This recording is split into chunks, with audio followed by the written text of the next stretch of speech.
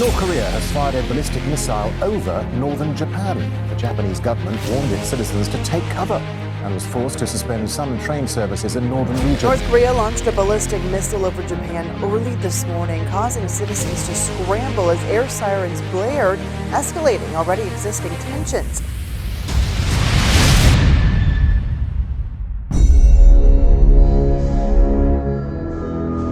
Ang North Korea ang isa sa pinakakontrobersyal na bansa sa buong mundo. Pinamunuan ito ng angkan ng mga diktador na lider mula kay Kim Il-sung hanggang kay Kim Jong-un. Hindi na bago sa marami na ang bansang ito ay patuloy na bumubuo ng mga sandatang nuklear, ngunit ang mas pinangangambahan sa ngayon ay ang kanilang sunod-sunod na mapanghamong paglulunsad ng mga ballistic missile.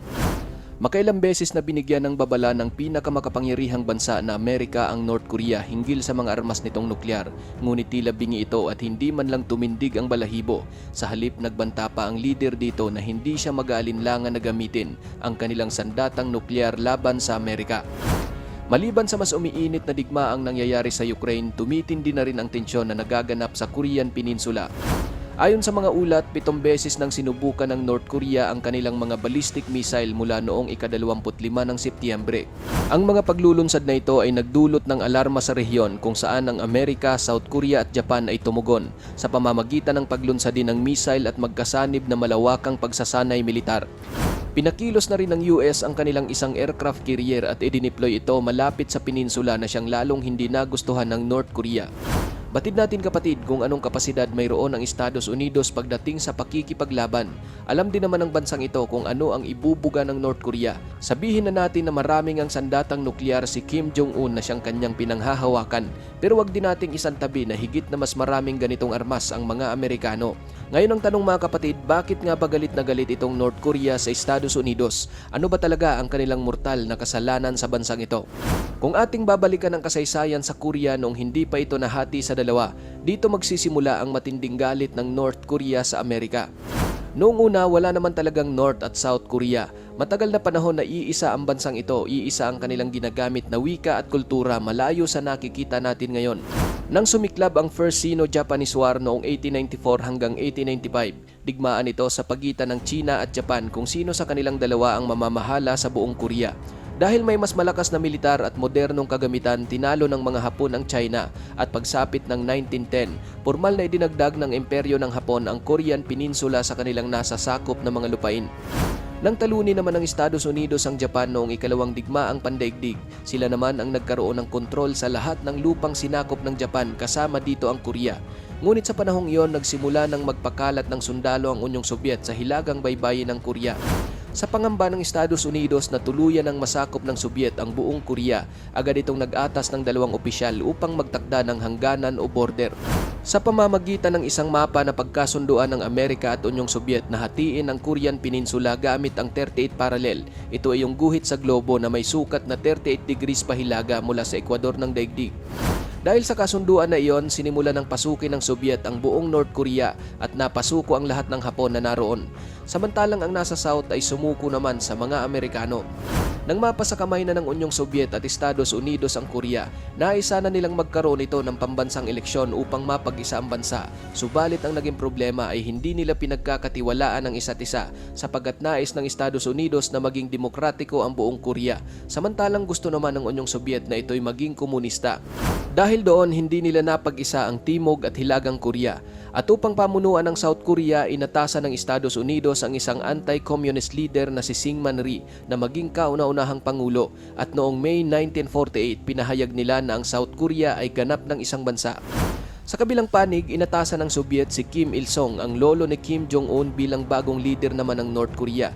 Bago iyon, si Kim Il-sung ay nagsilbi sa digmaan bilang isang commander ng Red Army ng Unyong Sobyet.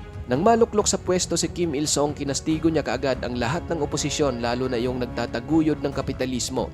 Inumpisahan niya ring lasunin ang paniniwala ng kanyang mga kababayan at binigyan ng labis na pagpaparangal ang kanyang sarili at isa-isang ipinatayo ang kanyang mga bantayog at monumento sa buong North Korea.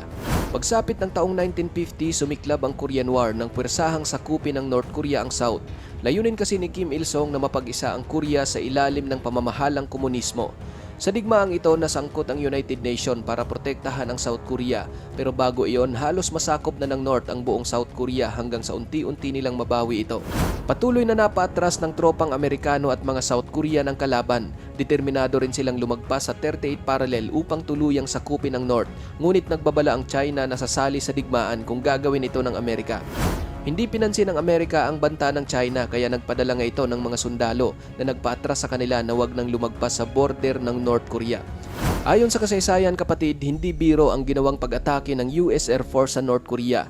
Ginawa nilang impyerno ang mga syudad nito sa pamamagitan ng pagbagsak ng napakaraming bomba na umaabot ng hanggang sa 635,000 na tonelada.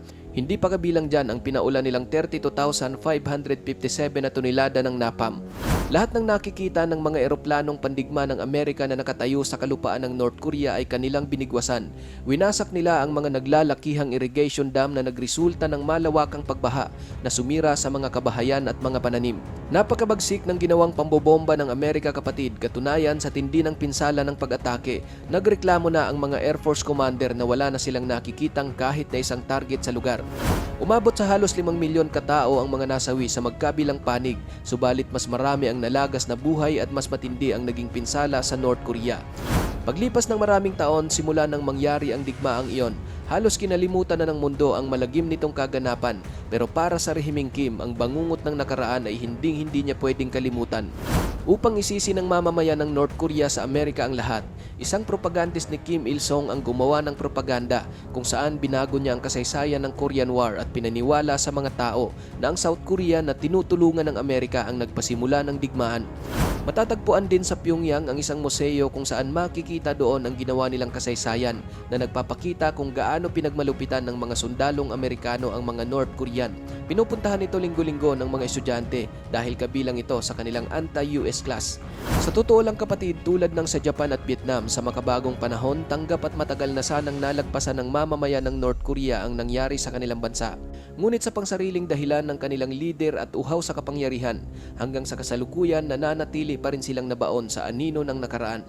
Ikaw kapatid, ano ang opinion mo sa topic na ito? I-comment mo na yan sa ating comment section sa ibaba at kung nagustuhan mo naman ang video ito, paiwan naman ako ng like at pasubscribe na rin sa ating munting channel. Maraming salamat sa panonood hanggang sa susunod na naman nating upload. Peace out!